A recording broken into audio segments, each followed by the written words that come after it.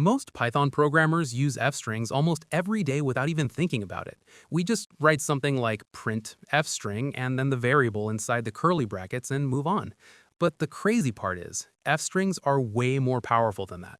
F-strings can do way more than just insert variables into text.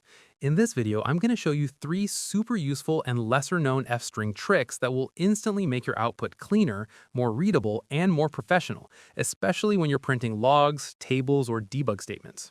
Alright, so let's start with a very common problem. Here, I have 2 character names from Game of Thrones. Right now, I'm printing them using a normal f-string. First name, then description. If I run this code, you'll notice something immediately. Yes, the output is correct, but it doesn't look clean. The descriptions are not aligned properly, and that makes the output harder to read.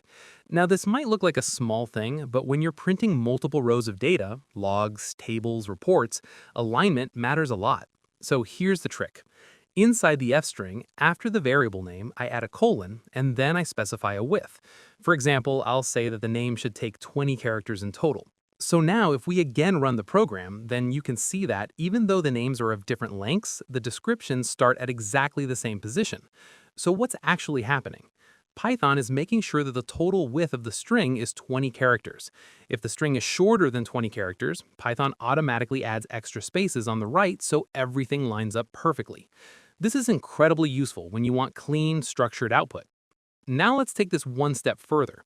This next trick is something most programmers don't even know exists. Here, I have a simple variable called name. Normally, we just print it using an f-string. But here's the cool part. Inside the f-string, right after the variable, I add a colon, then I put a symbol, then I put a right angle bracket, and then I tell Python how many characters of space it should take.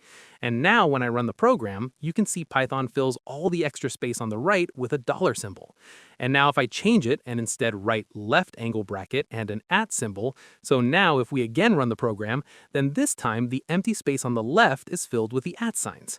And we can even add this symbol on both sides. So this time Python puts the underscores on both sides and keeps the name perfectly centered. And the cool part is, I'm not doing any manual spacing or concatenation. Python is just taking care of all the formatting for me. Now let me show you one more f-string feature that can save you a lot of time, especially while debugging. Here I have 2 variables, name and age. Normally, if we want to print both the variable name and its value, we'd do something manually. But with f-strings, there's a shortcut. Inside the f-string, I simply write name equal and age equal. And that's it. Now when I run the program, look at the output. Python automatically prints the variable name, an equal sign, and the value.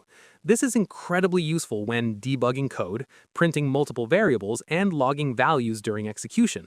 It makes your debug output clear and self-explanatory. If you found this useful, hit the like button. And if you want more Python tips that most people don't talk about, make sure to subscribe.